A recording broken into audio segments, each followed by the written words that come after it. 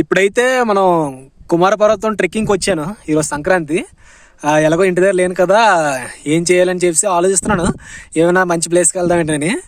ఇక్కడ చూస్తే మొత్తం సౌత్ ఇండియాలోనే the most challenging, the longest trekking route ఒకటి ఉంది కుమార పర్వతకి. అదే కుమార పర్వత. మొత్తం దగ్గరగా 25-26 కిలోమీటర్స్ ట్రెక్కింగ్ ఉంటుంది. మొత్తం రౌండ్ ట్రిప్ 12-13 కిలోమీటర్స్ వెళ్ళాలి. దారిలోని 12-13 కిలోమీటర్స్ రావాలి. రెండు ఉంటే మనం కింద నుంచి బేస్ నుంచి మీదకి వచ్చి శేషగిరి పర్వతం ఒకటి ఉంటుంది. శేషగిరి అంటున్నాడు, శేష పర్వతం. శేష పర్వతాన్ని దాటుకొని కుమార పర్వతంకి హైయెస్ట్ పీక్కి వెళ్ళాలి. మార్నింగ్ 11 లోపు శేషగిరి పర్వతంకి రీచ్ అవ్వకపోతే వాళ్ళు కుమార పర్వతంకి వెళ్ళనివ్వరు ఫారెస్ట్ డిపార్ట్మెంట్ వాళ్ళు. ఎందుకంటే మీకు వెళ్ళడానికి టైం పట్టేస్తే మళ్ళీ మీరు అక్కడ ఉండడానికి కూడా అవ్వదు. మళ్ళీ వెనక్కి వచ్చేయాలన్నమాట. 2 o'clock లోపు మనం రిటర్న్ అయిపోవాలి. ఆ రిటర్న్ స్టార్ట్ అవ్వాలి. సాయంత్రం 6 లోపు మనం రిపోర్ట్ చేసేయాలి.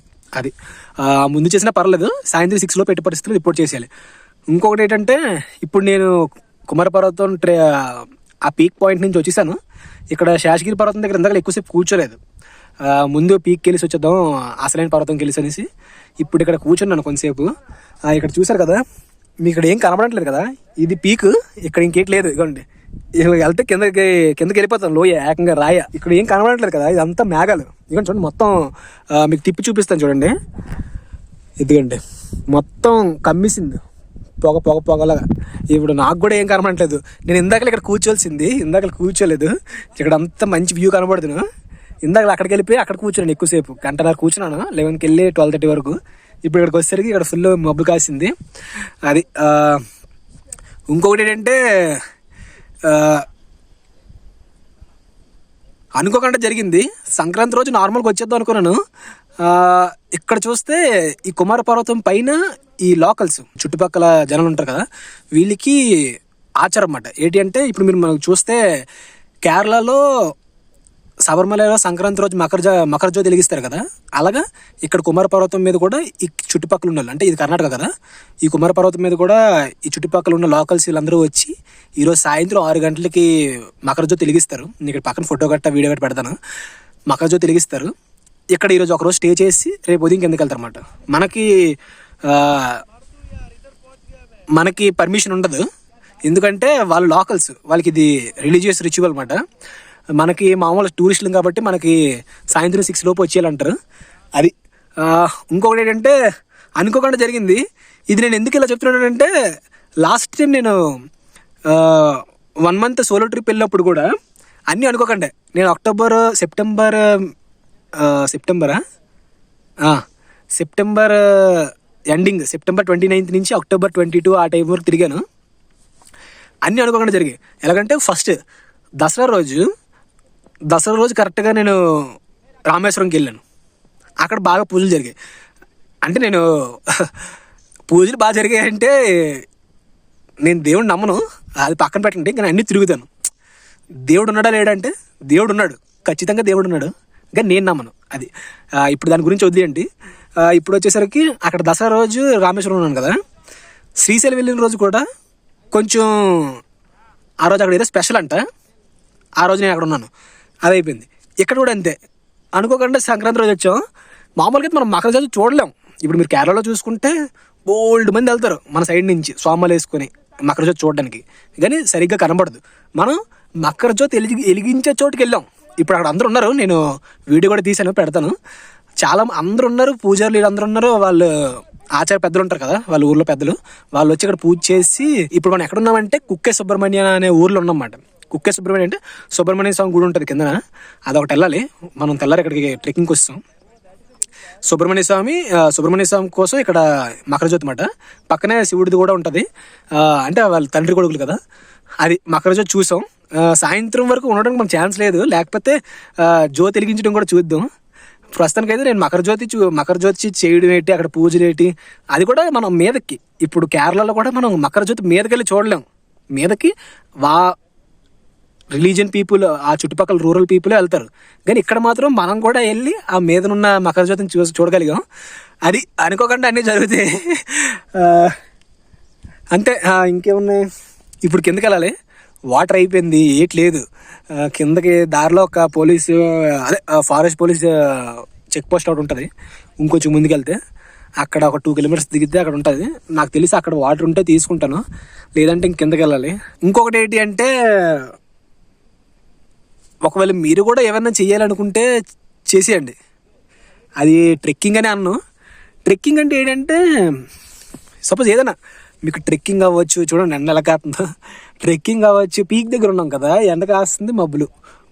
ట్రెక్కింగ్ అవ్వచ్చు, మీకు ఏమైనా స్కిల్స్ నేర్చుకోవాలా, చిన్న చిన్న హాబీస్, చిన్నప్పుడు మీరు బోల్డ్ అని హాబీస్ ఉంటాయి మీకు. ఇప్పుడు కుర్రోళ్ళకైతే ఏమైనా టీవీ ఉంటే టీవీ అంతా ఎరగొట్టేసి అన్నీ తీసి, లేకపోతే కారు ఉంటే కారు అన్ని ఎరగొట్టేసి మోటార్ తీసి, లేదంటే ఫ్యాన్ ఉంటే ఫ్యాన్ తీసి మోటార్ తీసి, అమ్మాయిలకి అయితే బార్బీతో ఆడుకోవడం, లేకపోతే డ్రాయింగ్ వేయడం, ఏవైనా చిన్న చిన్న వంట చేయడం, కుకింగ్ చేయడం, హాబీస్ అవ్వచ్చు, మీ ఇష్టాలు అవ్వచ్చు. దానికి పెద్దగా రీజన్ అవసరం లేదు. ఇప్పుడు సపోజ్ కుకింగ్ చేస్తే నీకు హ్యాపీనెస్ వస్తుంది, చేయడమే. ఇప్పుడు దానివల్ల నీకు డబ్బులు రాకపోవచ్చు, అవతలోడికి అర్థం కాకపోవచ్చు, అవతలోడికి నువ్వు చెప్పలేకపోవచ్చు కూడా. అంటే నీకు ఇంకా చెప్పాలంటే, if something makes you happy then do it. It doesn't make sense to anyone and it doesn't make sense to you also, you itself. అది అవతల వాళ్ళకి అది అర్థం కాకపోవచ్చు, నీకు కూడా అర్థం కావాల్సిన అవసరం లేదు. నీకు నచ్చితే చేసేయడమే. ఎందుకంటే లాస్ట్కి నీకు ఏం గుర్తుండవు. ఇప్పుడు నువ్వు చూస్తే లాస్ట్ 25 years నుంచి నేను సంక్రాంతికి ఇంటి దగ్గర ఉన్నాను కదా, సంక్రాంతికి ఇంటి దగ్గర ఉన్నాను. ఇప్పుడు 25 years నుంచి సంక్రాంతి నేను ఎలా గుర్తెట్టుకుంటాను తెలుసా? సంక్రాంతి ఎప్పుడు ఒకలా జరుగుతుంది మా ఇంటి దగ్గర. అందరం కలిసి మా పెదనాన్న ఇంట్లో పూజ గట్ట చేసి అందరం కలిసి తింటాం. ఇప్పుడు నేను ఒకవేళ లాస్ట్ 25 years గురించి, సంక్రాంతి గురించి చెప్పాలి అంటే, ప్రతి సంవత్సరం అందరం కలిసి మా పెదనాన్న ఇంట్లో పూజ చేసుకొని హ్యాపీగా తినుకొని నవ్వుకొని ఉంటాం అని ఒక లైన్లో చెప్తాను. ఎందుకంటే ప్రతి సంవత్సరం చేసేదే, కానీ ఎప్పుడు అదే చేస్తున్నాం కాబట్టి ఈ 25 times చేసేది నేను ఒకసారి చెప్పేస్తాను. కానీ ఈ 2026 సంక్రాంతికి మాత్రం నేను ఇంటి దగ్గర లేను. కానీ ఇదే మోస్ట్ బెస్ట్ సంక్రాంతి. ఎందుకంటే సంక్రాంతి రోజు తెల్లారే కుక్కే సుబ్రహ్మణ్యంకి రావడం ఏంటి, మొత్తం సౌత్ ఇండియాలోనే ది టఫెస్ట్ మోస్ట్ ఛాలెంజింగ్ ట్రెక్కి రావడం ఏంటి, కర్ణాటక అందరికీ మోస్ట్ ఛాలెంజింగ్ ట్రెక్ ఇది, సౌత్ ఇండియా అంతటి కూడా ఇదే. కుమార పర్వత ట్రెక్కి రావడం ఏంటి, ఇక్కడ మకర జ్యోతి చూడడం ఏంటి, అక్కడ ఆ గుడికి వెళ్ళి దండం పెట్టుకోవడం ఏంటి వాళ్ళ దగ్గర, ఇది నేను ఇంకొంచెం హ్యాపీగా చెప్తాను. నీకు అర్థమైందా? ఇది ఇంకా నీకు అర్థం కావాలంటే, ఇప్పుడు సపోజ్ నువ్వు రోజు ఆఫీస్కి వెళ్తావు కదా, సపోజ్ రోజు బోల్డ్ అని విషయాలు జరుగుతాయి, కొత్త విషయాలు. కానీ ఒక 10 సంవత్సరాల తర్వాత అంటే ఇప్పుడు సపోజ్ నువ్వు 2026 అంత సంవత్సరం అంతా ఆఫీస్కి వెళ్ళావు, కానీ 2036లో నీకు 2026లో ఎలాగెళ్ళావు ఆఫీస్ కంటే 2026లో ఆఫీస్కి వెళ్ళాను అంటావు. అంతే తప్ప ప్రతి పిన్ పాయింట్ నువ్వు గుర్తుండదు. ఎందుకంటే ప్రతిరోజు నువ్వు వర్క్ వెళ్ళావు అంటే ఒకటే రోజుని 365 రోజులు నువ్వు లీవ్ చేసావు, బతికావు. అంటే రోజు వర్క్ వెళ్ళావు, మీ మేనేజర్ చెప్పిన పనులను చేసావు, ఇంటికి వచ్చావు, అంటే ఒకటే రోజుని 365 రోజులు చేసావు కాబట్టి నీకు గుర్తుండదు. కానీ ఇలాంటివి చేసావు అనుకో, నీకు గుర్తుంటాయి. నువ్వు ఎక్కువ ఏం చేయక్కర్లే, నెలకు ఒకటి చేయి, పోనీ సంవత్సరానికి ఒకటి చేయి. ఇప్పుడు నీకు ఒక 25 years అనుకో, ఇప్పుడు నుంచి స్టార్ట్ చేసావు అనుకో, నీకు 78 వచ్చేసరికి అంద 80లోనే ఒక 25 తీసేస్తే ఎంత ఉంటాయి, ఇంకో 65 55 ఉంటాయి. 55 years అంటే 50 సంవత్సరంగా ఒకటి చేసుకుంటే ఒక బిగ్ థింగ్, 55 things ఉంటాయి నీ దగ్గర మాట్లాడడానికి. ఇప్పుడు ఇది నేను నా లైఫ్లో మాట్లాడతాను. నేను 2024లో చేసిన 1 month ట్రావెలింగ్ గురించి ఇప్పటికీ మాట్లాడతాను మా ఫ్రెండ్స్ దగ్గర. ఏం చిన్నది వచ్చినా దానికి లింక్ పెడుతుంటాను. అంటే కోరింటి కాదు, అన్ని పాయింట్స్ ఉంటాయి నువ్వు దాని నుంచి నేర్చుకోవడానికి.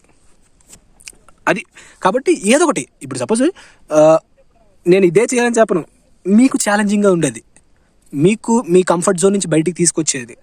సపోజ్ ఇప్పుడు నీకు వీడియోలు చేయాలని ఉంది, ఇన్స్టాగ్రామ్ యూట్యూబ్ వీడియోలు చేయాలని ఉంది, కానీ నీకు భయం ఎవరేమైనా వేస్తారో, అంటే నీ కంఫర్ట్ జోన్ వదిలి రావడాలి. అది కూడా ఇప్పుడు సింపుల్, చేయి నొప్పి పడుతుందని మార్చాను, అది కూడా నీ కంఫర్ట్ జోన్ రావడమే. అవతల ఏమనుకుంటున్నారని పట్టించుకుంటా నువ్వు వీడియో చేయడం అనేది నీ కంఫర్ట్ జోన్ వదిలేసి రావడమే. అదొక ఛాలెంజింగ్ థింగ్, అది చెయ్యి. లేదు నీకు కుకింగ్ అంటే ఇష్టం, కుకింగ్ చెయ్యి, దానివల్ల డబ్బులు రావాల్సిన అవసరం లేదు. లేదు ట్రెక్కింగ్ అంటే ఇష్టం, ట్రెక్కింగ్ రా. ట్రావెలింగ్ అంటే ఇష్టం, ట్రావెలింగ్ చేయి. ఫ్రెండ్స్తో ట్రావెలింగ్ చేయడం ఇష్టం, ఫ్రెండ్స్ తోటి చిన్న చిన్న ట్రిప్స్కి వెళ్తుండు. లేదు సోలో ట్రావెలింగ్ ఇష్టం, సోలోగా రా, ఏం అవ్వదు. ఇగో మ్యాక్సిమం తెలుగు మాట్లాడుతావు, అవతలకి అర్థం కాకపోతే వచ్చినని హిందీ మాట్లాడుతావు, లేదంటే ఇంగ్లీష్ మాట్లాడుతావు. ఈ 3 మాట్లాడితే చాలు, ఎవరికైనా అర్థం అవుద్ది. ఒక్కటి గుర్తుపెట్టుకోవాల్సింది, నీకు ఏదైనా ఒక లాంగ్వేజ్ రానప్పుడు నువ్వు పర్ఫెక్ట్గా మాట్లాడక్కర్లే, జస్ట్ నువ్వు అనుకుంటున్న విషయం అవతలవాడికి అర్థం కావాలి. ఇప్పుడు నీకు